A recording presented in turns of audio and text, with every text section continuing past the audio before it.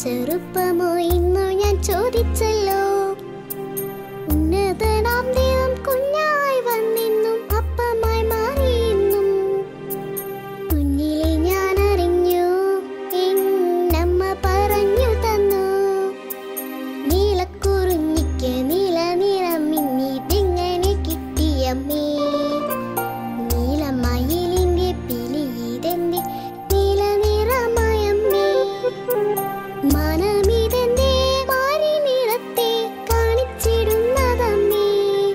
മഴവില്ലിനു പിന്നിൽ ഞാൻ എഴുതിറങ്ങളെ കണ്ടിതു തീർച്ചയമ്മേ.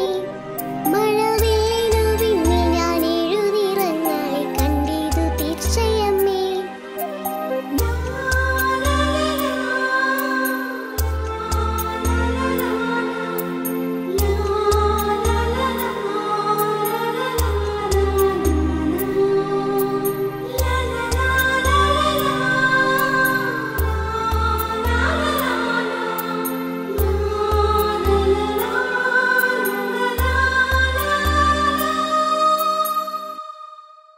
ഓ, എന്ത് മനോഹരമായി ഇവിടെ ഒക്കെ കാണാനല്ലേ.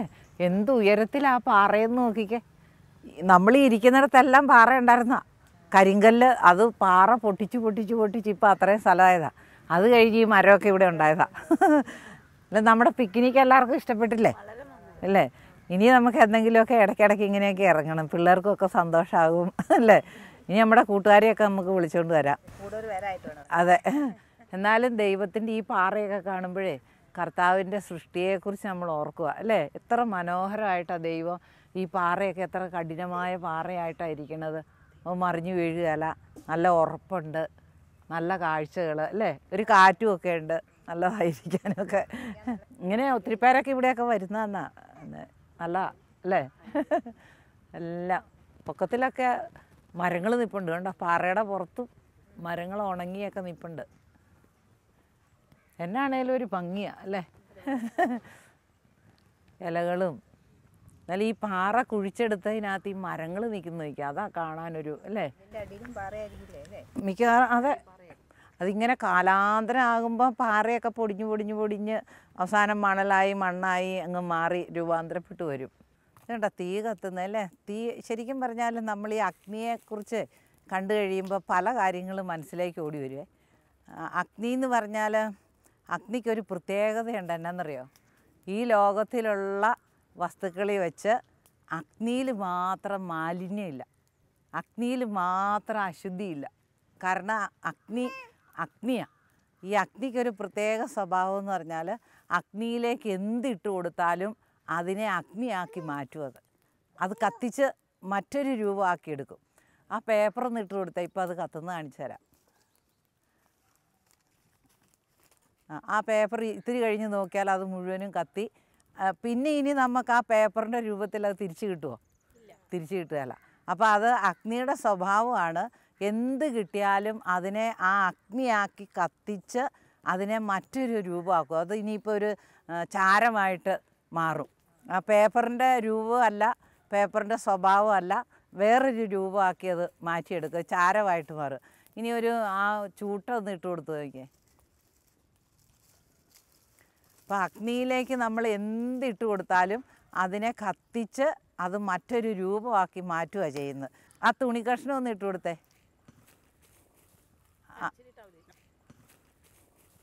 തുണി കഷ്ണം ഇട്ട് കൊടുത്താലും ഇനി ആ തുണിയുടെ രൂപത്തിൽ നമുക്ക് തിരിച്ച് കിട്ടുമോ? തിരിച്ച് കിട്ടുകയല്ല. അപ്പോൾ അത് അഗ്നി കത്തിച്ച് അതിനെ മറ്റൊരു രൂപമാക്കിയെടുക്കുക, ചാരമായി കിട്ടും നമുക്ക്. അപ്പോൾ ഇതിനകത്തേക്ക് ഇനി ആ കമ്പൊന്ന് ഇട്ട് കൊടുത്തേ. ഒരു വിറക് കമ്പ് ഇട്ടാലും വലിയ കഷ്ണം ഇട്ടാലും അത് കത്തി മറ്റൊരു രൂപമാക്കി ആ ഇട്ട രൂപത്തിൽ നമുക്ക് കിട്ടുകയില്ല, അത് കത്തി അത് ചാമ്പലാകും. ഇനി അതുപോലെ ഇനി നമ്മൾ ഇരുമ്പ്, ഇപ്പോൾ ഈ ആലയിലൊക്കെ അഗ്നിയിൽ ആ ഇരുമ്പ് എടുത്തിട്ടാൽ ആ ഇരുമ്പ് പോലും ഉരുക്കി എടുക്കും. അഗ്നിയുടെ ശക്തി അതാണ്. അപ്പോൾ അഗ്നി ഇങ്ങനെ എന്ത് അഗ്നിയിലേക്ക് കിട്ടിയോ അതിനെ മറ്റൊന്നാക്കി മാറ്റിയെടുക്കും, പുതിയ സൃഷ്ടിയാക്കിയെടുക്കും. അതിന് പുതിയ സ്വഭാവമായിരിക്കും. കത്തി കഴിഞ്ഞുള്ള നമ്മൾ പറയില്ല ചാരമായി എന്നൊക്കെ പറയുന്നതിന് പുതിയൊരു സ്വഭാവം, പുതിയൊരു രൂപം. അപ്പോൾ പുതുതാക്കുക അഗ്നിയിലേക്ക് ഇടുന്നതിന് എന്തും. അപ്പോൾ അഗ്നിയിൽ എന്തിട്ട് കൊടുത്താൽ അത് ദഹിപ്പിച്ച് അതിനെ കത്തിച്ച് ചാമ്പലാക്കി മറ്റൊന്നാക്കി മാറ്റിയെടുക്കുക. ഈ അഗ്നിയിൽ ഇങ്ങനെ നമ്മൾ കാണുമ്പോൾ എന്ത് അഗ്നിയിലിട്ടാലും അത് കത്തിച്ച് ചാമ്പലായി മറ്റൊന്നായി മാറുന്നു. പുതിയ സ്വഭാവം, പുതിയ രൂപം, പുതിയതാക്കി എടുക്കുക. അപ്പോൾ അഗ്നിയിൽ ഒട്ടും മാലിന്യം ഇല്ലാതാനും. പക്ഷെ മാലിന്യം ഇല്ലാത്തത് ശുദ്ധമായതിലേക്ക് ഈ അഗ്നിയിലേക്ക് ഇട്ടതെല്ലാത്തിനെയും മാറ്റിമറിച്ചു. ഇപ്പം നമ്മുടെ കൈ, ഇപ്പം അഗ്നിയുടെ അടുത്തേക്ക് നമ്മുടെ കൈ ഇങ്ങനെ അടുപ്പിച്ചാലോ ആദ്യം നമുക്ക് എന്നാ തോന്നും? ചെറിയ ചൂട് തോന്നും, ഇല്ലേ? ചെറിയ ചൂട് തോന്നും. അതേസമയം കുറച്ചുകൂടെ നമ്മളങ്ങ് അടുപ്പിക്കുമ്പോഴത്തേക്ക് നമ്മുടെ കയ്യിലെ രോമങ്ങളൊക്കെ കരിയും, കുറച്ചുകൂടെ ചൂട് വരും. അപ്പം നമുക്ക് കുറച്ച് ഒരു അസ്വസ്ഥത പോലെ വരും. വീണ്ടും നമ്മൾ അഗ്നിയിലേക്ക് അടുപ്പിക്കുവാണെങ്കിൽ അവിടെ പതുക്കെ ചൂട് കൂടി വെന്ത് നമ്മൾ കൈയാണേലും അത് അവസാനം അത് കത്തിക്കരിഞ്ഞ്, മറ്റേ ഈ പൊള്ളലേറ്റ വ്യക്തികളെയൊക്കെ നമ്മൾ കാണുമ്പോൾ കത്തിക്കരിഞ്ഞ് ഇത്ര ശതമാനം പൊള്ളലേറ്റു എന്നൊക്കെ പറയല്ലേ, അതുപോലെ അഗ്നിയിൽ എന്തിട്ട് കൊടുത്താലും അതിനെ കത്തിച്ച് മറ്റൊന്നാക്കി മാറ്റുക. അപ്പോൾ ശരിക്കും പറഞ്ഞാൽ നമ്മുടെ പിക്നിക്കൊക്കെ ആണെങ്കിലും നമ്മൾ ശരിക്കും ദൈവത്തിൻ്റെ വചനം ഓർത്താലുണ്ടല്ലോ, ജെറമിയ 23:29 പറയുന്നുണ്ട്, എൻ്റെ വചനം അഗ്നി പോലെയും പാറയെ തകർക്കുന്ന കൂടം പോലെയല്ലേ എന്ന് പറയുന്നത്. ശരിക്കും പറഞ്ഞാൽ ഇപ്പോൾ ഈ അഗ്നിയിലേക്ക് നമ്മൾ എന്തിട്ടാലും കത്തിച്ച് ചാമ്പലാക്കി മറ്റൊന്നാക്കി മറിക്കുക. അപ്പോൾ ദൈവത്തിൻ്റെ വചനത്തിൻ്റെ ശക്തി ഇതുപോലെയാണ്. ഈ അഗ്നി പോലെ ഈ വചനത്തിനടുത്തേക്ക് അല്ലെ വചനത്തെ നമ്മൾ സ്വീകരിക്കും തോറും നമ്മളിലെ മാലിന്യങ്ങളെ അത് നമ്മളെ മൊത്തമായിട്ട് കത്തിച്ച് ആ അഗ്നിയിൽ ദഹിപ്പിച്ചിട്ട് നമ്മളൊരു പുതിയ സൃഷ്ടിയായിട്ട് മാറുക. ആത്മാവ് വീണ്ടും ജനിക്കുക.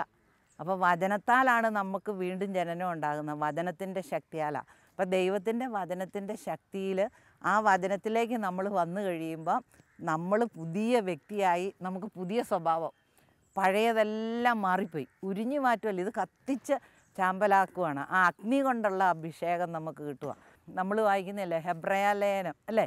4:12 അറിയാവോ? ഹെബ്രായ ലേഖനം 4:12. ദൈവത്തിന്റെ വചനം സജീവവും ഊർജ്ജസ്വലവുമാണ്, ഇരുതല വാളിനേക്കാൾ മൂർച്ചയേറിയതും ചേതനയിലും ആത്മാവിലും സന്ധിബന്ധങ്ങളിലും മജ്ജയിലും തുളച്ചു കയറി ഹൃദയത്തിന്റെ വിചാരങ്ങളെയും നിയോഗങ്ങളെയും വിവേചിക്കുന്നതാണ്. അപ്പം ഇതുപോലെ അഗ്നിയിൽ പോലെ നമ്മളെ ഇങ്ങനെ അത് ഒരു ഇരുതല വാള് 2 വശവും മൂർച്ചയുള്ളതാണ്. ഈ വാള് വെച്ച് മുറിച്ചാൽ 2 മുറിവ് കിട്ടും, ഇല്ലേ? അപ്പോൾ ഈ വചനത്തിൻ്റെ ശക്തിയാണത്. നമ്മളെ മുഴുവനും നമുക്ക് മനസ്സിലാക്കി തരുക. നമ്മളിലുള്ളത് എന്താണ്, അതിനകത്തുള്ള കുറവുകൾ, അത് നമ്മളിലുള്ള മാലിന്യങ്ങൾ, അല്ലെ തിന്മയുടെ നമ്മൾ ആരാന്ന് നമുക്ക് വെളിപ്പെടുത്തി തരും. വചനം നമ്മൾ വായിക്കുകയും വചനം ധ്യാനിക്കുകയും വചനത്തിൽ അധിഷ്ഠിതമായൊരു ജീവിതം നയിക്കാൻ ആഗ്രഹിക്കുകയും ചെയ്തുകൊണ്ട് നമ്മൾ വചനത്തിലേക്ക് അടുക്കുമ്പം നമ്മളിലുള്ളതിനെ, നമ്മുടെ ഹൃദയ വിചാരങ്ങളെയും രഹസ്യങ്ങളെയും എല്ലാം നമുക്ക് വെളിപ്പെടുത്തി തന്ന് അനുതാപത്തിലേക്ക് നയിക്കും. അപ്പോൾ അനുതാപത്തിൻ്റെ കണ്ണുനീരൊഴുക്കി ആ കർത്താവിൻ്റെ മുമ്പിലെല്ലാം ഏറ്റുപറയാനൊക്കെ ഈ വചനത്തിൻ്റെ ശക്തിയാണ് നമുക്ക് കിട്ടുന്നത്. അപ്പം നമ്മൾ ഈ പിക്നിക്കിനൊക്കെ വന്നിട്ട് ഏതായാലും അഗ്നി കണ്ടപ്പോൾ നമുക്ക് അങ്ങനെ അഗ്നിയിലേക്ക് എന്തിട്ടാലും നമുക്ക് ആ വസ്തു കത്തി മറ്റൊന്നാകുന്ന പോലെ ദൈവവചനമാകുന്ന അഗ്നിയിലേക്ക് നമ്മൾ കടന്നു വന്നു കഴിയുമ്പോൾ നമ്മളൊരു പുതിയ സൃഷ്ടിയായിട്ട് നമ്മൾ മാറുക ചെയ്യുന്നത്. നല്ല ഭംഗിയല്ലേ, നല്ല കാറ്റുമൊക്കെ ഉണ്ടല്ലേ. ഏതായാലും വേണ്ട പാറയൊക്കെ അവിടെ ഒരു ചേട്ടൻ നിന്ന് പാറയൊക്കെ പൊട്ടിക്കുന്നുണ്ടല്ലോ, അല്ലേ? പാറ പൊട്ടിക്കുന്നുണ്ട്. നമുക്ക് അവിടം വരെ ഒന്ന് പോയാലോ, അല്ലേ? ഇപ്പം ഇപ്പോഴെങ്ങും കാണാനില്ല, മെഷീനൊക്കെ വെച്ചാൽ പാറ പൊട്ടിക്കണതാണ്, അല്ലേ? നമുക്കൊന്ന് പോയി നോക്കിയാലോ, നമുക്ക് അവിടം വരെ ഒന്ന് പോകാം. എന്നാൽ ശരിയെന്ന് അവിടെയും കൂടെ ഒന്നും കൂടെ കണ്ടിട്ട് വേണം പോകാനായിട്ട്. മാവ് വരുന്നുണ്ടോ? നമുക്ക് അവിടം വരെ പോകാം. എന്നാൽ ശരി, എന്നാൽ നമുക്ക് അവിടം വരെ ഒന്ന് പോകാം.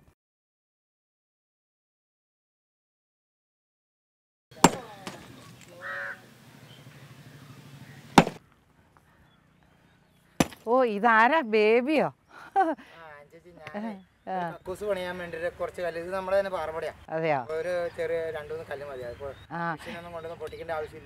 ഞാനോർത്ത് ഇപ്പൊ ഇങ്ങനത്തെ കൂടൊന്നും കാണാനില്ല ബേബി. ഇത് പണ്ടത്തേതാണോ?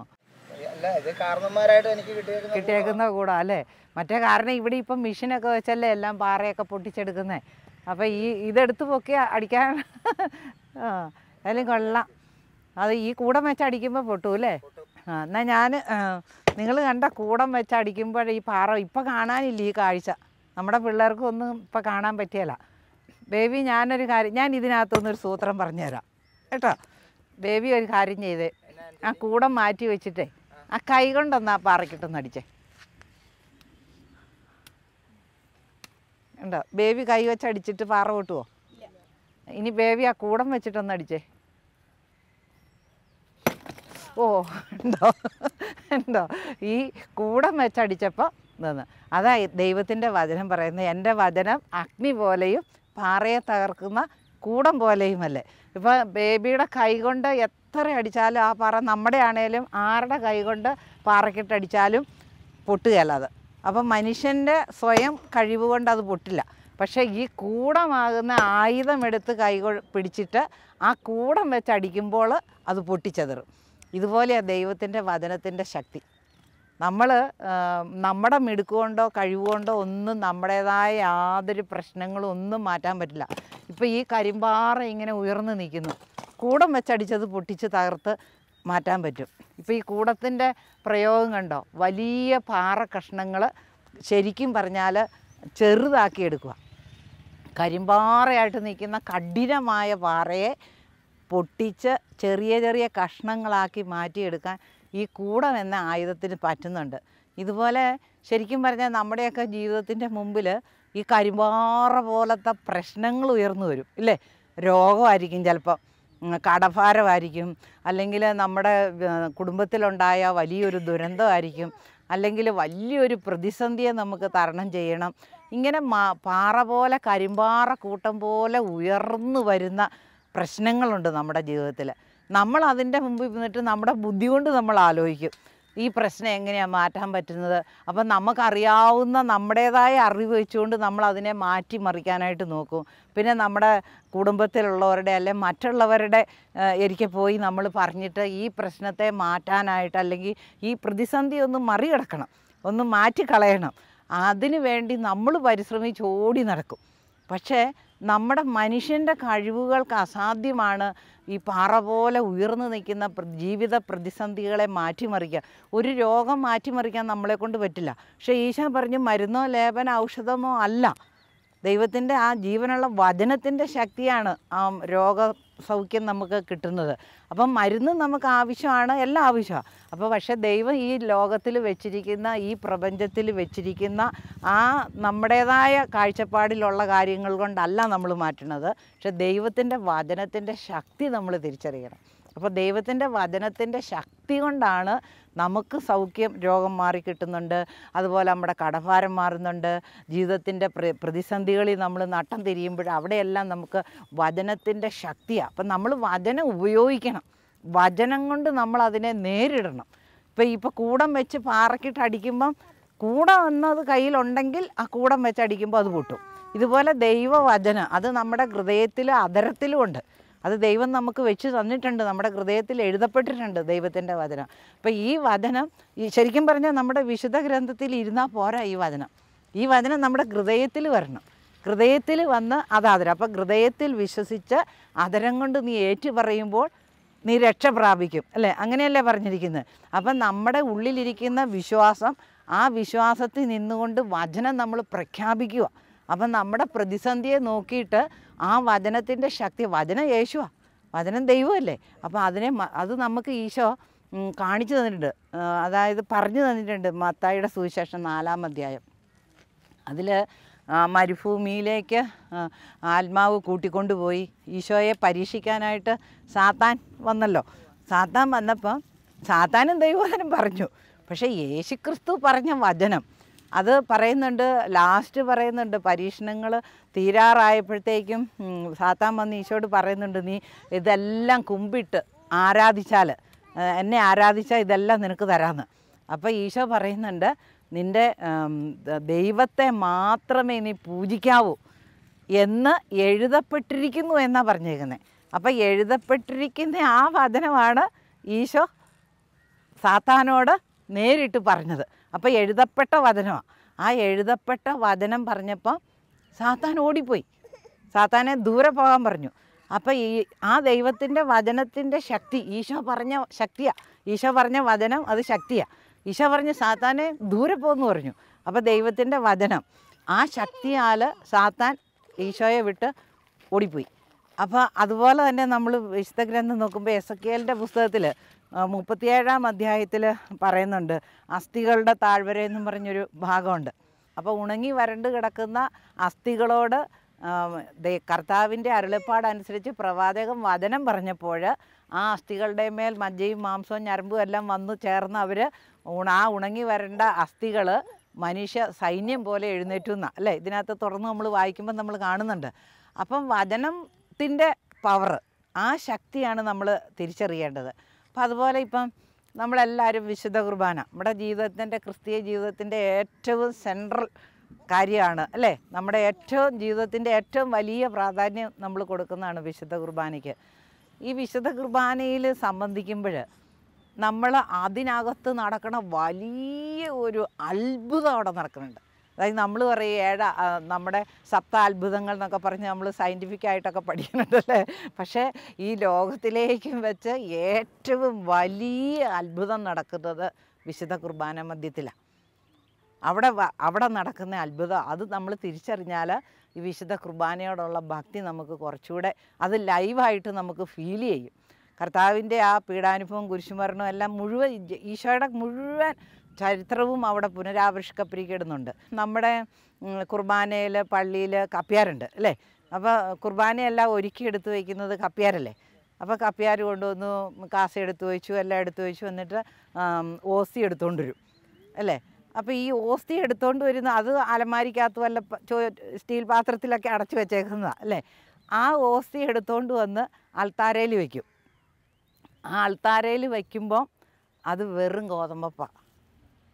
അത് മനുഷ്യർ കൃഷി ചെയ്ത് അത് ഗോതമ്പ് മണികളാക്കി എടുത്ത് അത് പൊട്ടിച്ചെടുത്ത് അത് പാകപ്പെടുത്തി അത് ഓസ്തി, അതിനെ തിരുവോസ്തി എന്ന് പറയാൻ പറ്റില്ല, ഓസ്തി രൂപത്തിലെടുത്ത് അത് കടയിൽ നിന്ന് അല്ലെ കടയിൽ വെച്ചിരിക്കുന്നു, അത് നമുക്ക് വാങ്ങിച്ചു കൊണ്ടുവന്ന് വയ്ക്കുക.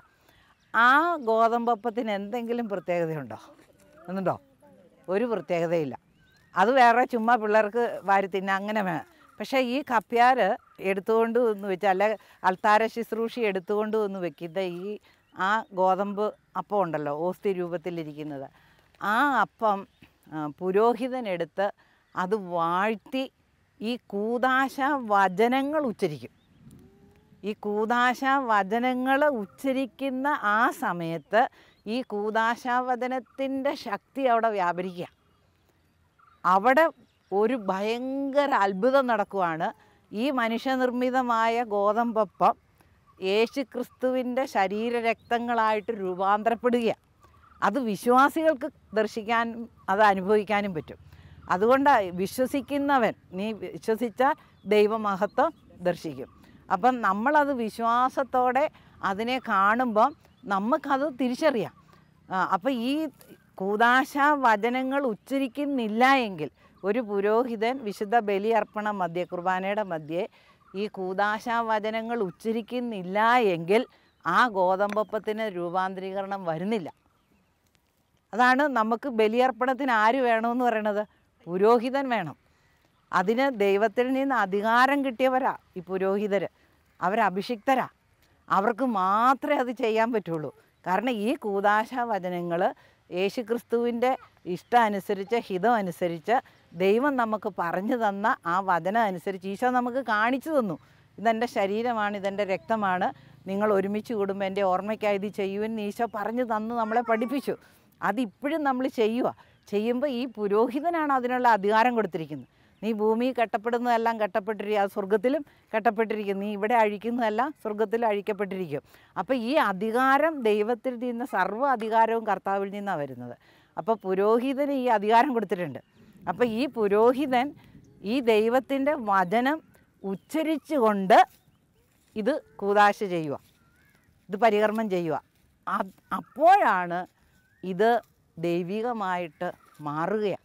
അത് കർത്താവിൻ്റെ ശരീരവും രക്തവുമായി മാറ്റപ്പെടുക.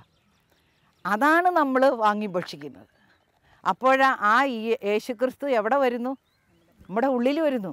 വചനത്തിൻ്റെ ശക്തിയാണ്. വചനമാകുന്ന ആ ദൈവം, ആ വചനമാകുന്ന ആ ഓസ്തി രൂപേനെ നമ്മുടെ ഉള്ളിലേക്ക് യേശുവിൻ്റെ ശരീരവും രക്തവും കടന്നു വരുമ്പോൾ ആരാ? ജീവൻ കടന്നു വരും. അതാ ഈശോ പറഞ്ഞു, ഞാൻ നിങ്ങളോട് പറഞ്ഞ വചനം ആത്മാവും ജീവനുമാണ്.